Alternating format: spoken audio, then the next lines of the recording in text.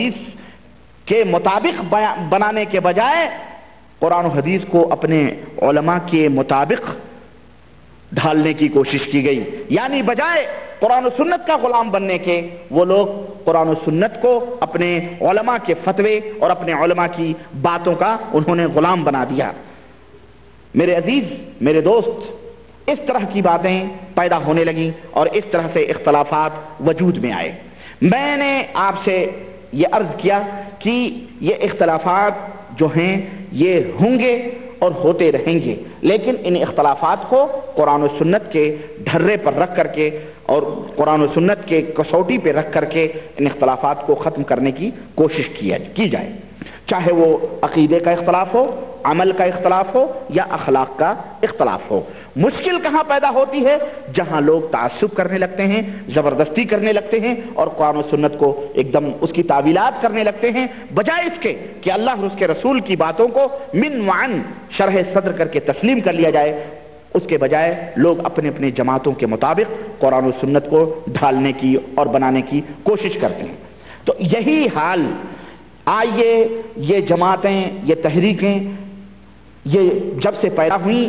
یہ جو ہے تب سے یہ فتنے اور یہ مصیبتیں مسلمانوں کے اوپر آنا شروع ہوئیں۔ پہلا جو اسلام تھا اس کی تعلیمات صاف تھیں، واضح تھیں، اور آج بھی الحمدللہ اس کی تعلیمات صاف اور واضح موجود ہیں، لیکن پہلے کے جو لوگ تھے وہ اپنے اختلافات کے حل کے لیے قرآن و سنت کو اپنا نمونہ اور قرآن و سنت کو اسوہ بناتے تھے، قرآن و سنت کے مطابق اپنے فیصلوں کا حل ڈھونڈتے تھے۔ لیکن وقت گزرتا گیا، زمانے گزرتے گئے اور دن، مہینے، ہفتے، سالوں میں، صدیوں میں تقسیم ہوتے گئے، یہاں تک کہ 4 جماعتیں اسلام کے اندر 4 جماعتیں عالم وجود میں آئیں 4 صدی ہجری میں۔ کون سی صدی ہجری میں؟ 4 صدی ہجری کے اندر 4 جماعتیں عالم وجود میں آئیں،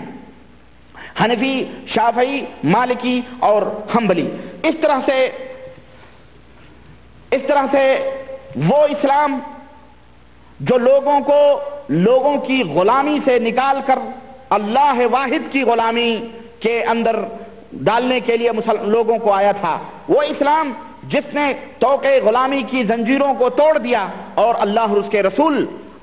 کے رسول کا غلام اس اسلام نے بنایا، اللہ واحد کا غلام اسلام نے بنایا، اس کے نبی کا پیروکار اسلام نے بنایا۔ 400 برس کے بعد پھر لوگوں کے گردنوں میں غلامی کے پٹے ڈالنے شروع کیے گئے، بندوں کا غلام بنایا جانے لگا۔ چنانچہ ایسے فتوے نکلے، ایسی باتیں بیان کی گئیں کہ علامہ والحفیظ اور لوگوں کے سامنے یہ کہا جانے لگا کہ جناب عالی ان چاروں مسلکوں اور مذہبوں کے اندر حق محصور ہے، حق کو بند کر دیا گیا ہے، چنانچہ تم جس بھی مذہب کی پیروی کرو گے تم حق پر ہوگے۔ 4 مذہب عالم وجود میں آئے، شافعی، مالکی، حنبلی اور حنفی، یہ 4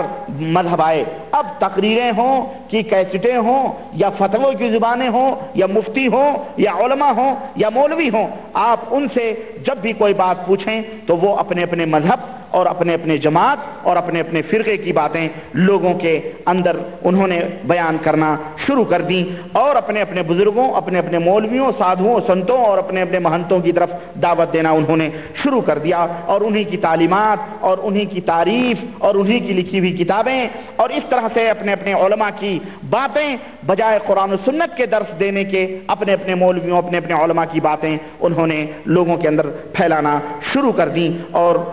اس کی تبلیغ کرنا انہوں نے شروع کر دی۔ لیکن اللہ کے فضل و کرم سے کچھ لوگ اس دور میں بھی اور آج بھی اللہ کے فضل و کرم سے ایسے لوگ موجود رہے جنہوں نے حق کا دامن نہیں چھوڑا اور حق کو ہمیشہ، حق کے جھنڈے کو لے کر کے وہ نگر نگر، ڈگر ڈگر، گلی گلی وہ موجود رہے، اور جہاں کہیں بھی باطل قوتوں نے اپنے سروں کو ابھارا، بھلے وہ زیادہ کی تعداد میں رہیں لیکن حق پسند لوگ ان کے مقابلے میں کھڑے ہو کر کے انہوں نے حق کا آوازہ بلند کیا، انہوں نے قرآن و سنت کو اپنے جان سے بھی زیادہ عزیز سمجھا، اور قرآن و سنت کے اوپر جب بھی اس قسم کی کوئی سازشی کیچڑ اچھالی گئی تو ان حق پسند حق پسند لوگوں نے اس کیچڑ کو دھلنے کی کوشش کی اور باقاعدہ اسلام کے اس چہرے کو جو بدنما بنانے کی کوشش کی گئی اس چہرے کو صاف و ستھرا رکھا، اور قیامت تک انشاءاللہ تبارک و تعالی ایسے لوگ موجود رہیں گے انشاءاللہ تبارک و تعالی جن کو اگر ملامت کرنے والے ملامت بھی کرتے رہیں گے تو ان کی ملامتیں انہیں کوئی بھی نقصان نہیں پہنچا سکتی ہیں۔ اور انشاءاللہ تبارک و تعالی آج بھی حق کے چہرے کو بگاڑنے کی جو سازش کی جا رہی ہے انشاءاللہ تبارک و تعالی ہم اور آپ مل کر کے ایسے سازشی ذہنیت کا اور ایسے سازشی لوگوں کے پردوں کو چاک کریں گے اور ان کے نقابوں کو اتار کے لوگوں کے سامنے حق بیان کرتے رہیں گے انشاءاللہ تبارک و تعالی، انشاءاللہ تبارک و تعالی۔ تو میرے عزیز، ہم میں آئیے موضوع کی مناسبت سے میں ایک بنیادی بات عرض کر کے اپنے موضوع میں داخل ہوں۔ ہم میں ہر ایک اس بات کو اچھی طرح سے جانتا ہے، آج معاملہ یہ ہے کہ ہمارے درمیان آمین رفع دین سورہ فاتحہ پڑھو نہ پڑھو اسی کے جھگڑے کو لے کر کے امت کو بانٹ دیا گیا، چلو خلاص یہ جماعت وہ جماعت وہ جماعت۔ یہ اصل مسئلہ نہیں ہے، اصل مسئلہ تو وہ ہے جو ایمان اور عقیدے کا اصل مسئلہ ہے، اصل مسئلہ وہاں ہے۔ آئیے ہم میں سے ہر ایک اس بات کو اچھی طرح سے ان درسوں اور ان محاضروں میں شریک ہو کر کے اچھی طرح سے جانتا ہے کہ عقیدہ ایک بڑی اہم چیز ہے۔ ہم نے ہر درس میں اس بات کو بیان کیا، عقیدہ یہ ایک اہم چیز ہے، ایک ہیرا ہے۔ اگر یہ درست ہے تو آپ کے اعمال آپ کے اخلاق درست ہو سکتے ہیں، اور اگر یہ عقیدے کے اندر فساد ہے اور اس عقیدے کے اندر بگاڑ ہے تو اس کے اوپر جتنی بھی عمارتیں تعمیر کی جائیں گی وہ سب فاسد اور بیکار ہوں گی۔ اس لیے عقیدہ یہ اہم چیز ہے، اور یہی وجہ تھی کہ اسی عقیدے کی اصلاح اور اسی منہج کی سدھار کے لیے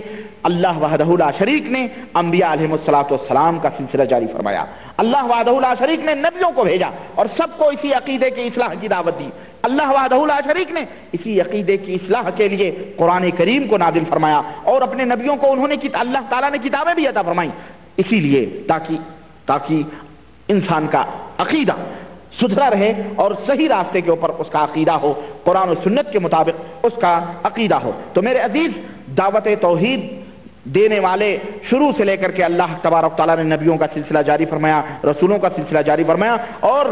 آخری نبی جناب محمد الرسول اللہ صلی اللہ علیہ وسلم ہمیں دعوت توحید دیتے ہوئے مکے کی زندگی میں 13 برس نظر آ رہے ہیں، اور مدینے کی زندگی میں بھی 10 برس توحید کی دعوت اللہ کے رسول صلی اللہ علیہ وسلم نے دی۔ چنانچہ اللہ تبارک تعالیٰ کا فرمان، اللہ وحدہ لا شریک نے فرمایا وما ارسلنا من قبلک من رسول الا نوحی الیہ انہ لا الہ الا انا فاعبدون، کہ اے نبی ہم نے آپ سے پہلے جتنے بھی رسول بھیجے، ہم نے آپ سے پہلے جتنے بھی انبیاء بھیجے، جتنے بھی رسول بھیجے، ہم نے سب کو یہی بات بتائی ہے، ہم نے سب کو یہی بات وہی کی ہے کہ جا کر کے لوگوں کے سامنے کہو کہ اللہ کے سوا کوئی بھی معبود برحق نہیں ہے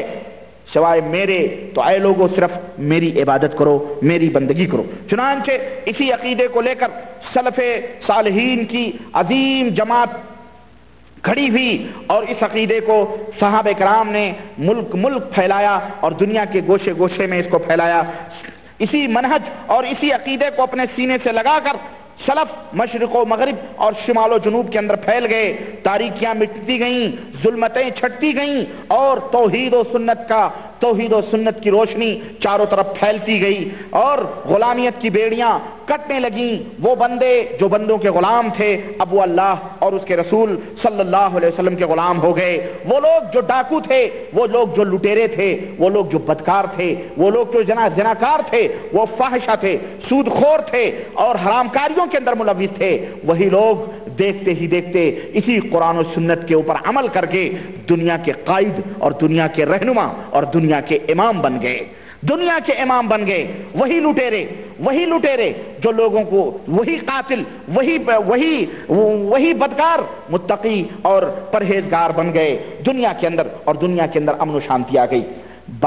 یہ بات شیطان کو اچھی نہ لگی۔ یہ بات شیطان کو کب اچھی لگتی؟ چنانچہ وہ ذلیل و رسوا ہو گیا، اس نے اپنی چالیں چلنا شروع کر دیں، اور لوگوں کو گمراہ کرنے کے لیے وہ بے چین اور بے قرار ہونے لگا۔ وقت گزرتا گیا، صدیاں گزرتی گئیں، مہینے گزرتے گئے، ہفتے گزرتے گئے، چنانچہ یہ اسلام جو حجاز مقدس کے اندر طلوع ہوا تھا اسلام کا سورج حجاز مقدس سے نکل کر ترکستان، ایران، توران اور اسی طرح ہندوستان اور افریقہ کے صحراؤں کے اندر جو ہے اس کی کرنیں پھیل گئیں اور لوگ اس سے فیضیاب ہونے لگے، اور ادھر جو جو نبی علیہ السلام کا زمانہ دور ہوتا گیا، نبی کریم صلی اللہ علیہ وسلم کے زمانے سے لوگ دور ہوتے گئے، تو